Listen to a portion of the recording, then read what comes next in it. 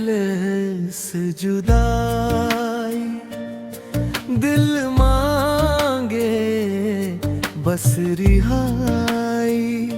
तू हंसत रह लू गैरन संगे, हम रोवत रह लू तन्हाई। ना तो हार कसूर है,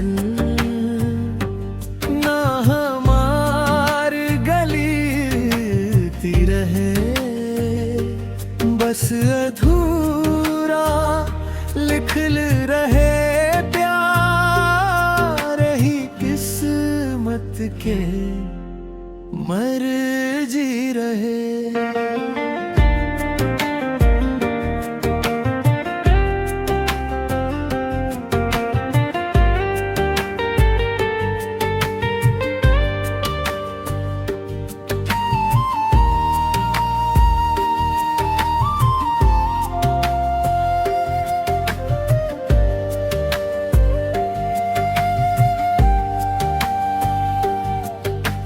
जब जब चांद निकल के आवे,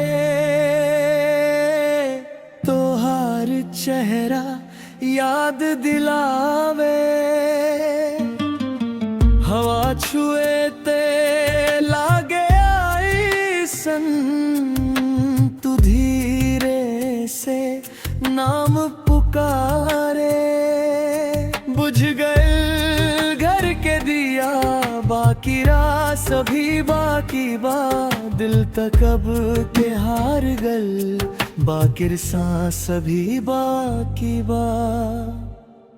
किस्मत लिख ले से जुदाई, दिल मांगे बस रिहाई।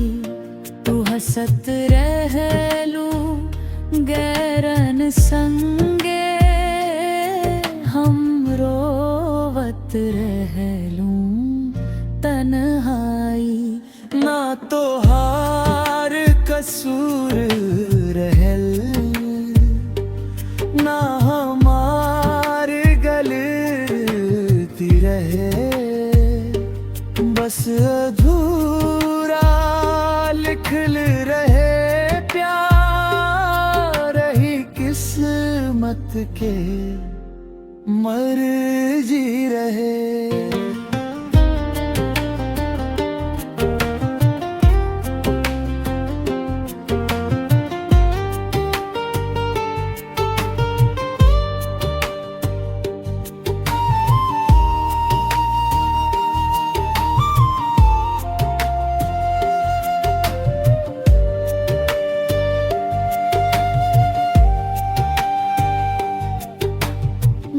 अब शिकायत बाके हूँ से, ना अब कोई सवाल बा। जवन अपना कहल जाला,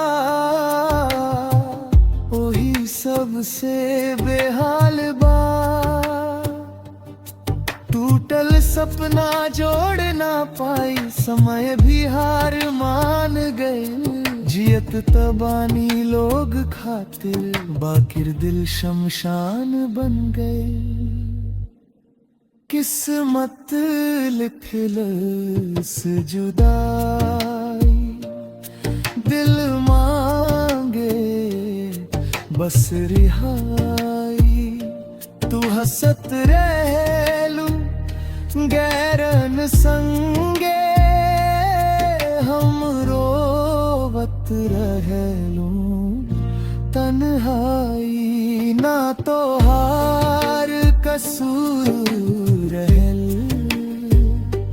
ना हमार गलती रहे, बस अधूरा लिखल रहे किस्मत के मर्जी रहे।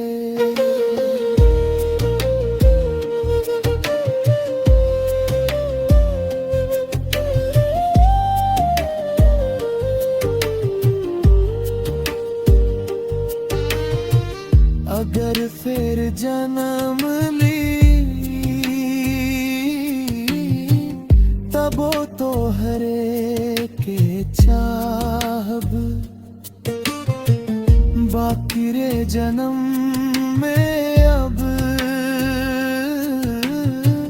दूर से दुआएं देते रहे बुबु।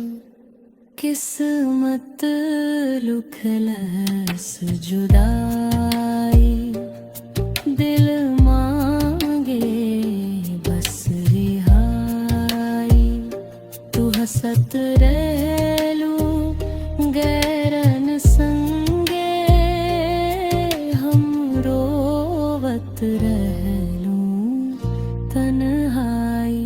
ना तो हार कसूर हल, ना हमारी गली रहे, बस अधूरा लिखल रहे प्यार ही किस्मत के मर्जी रहे।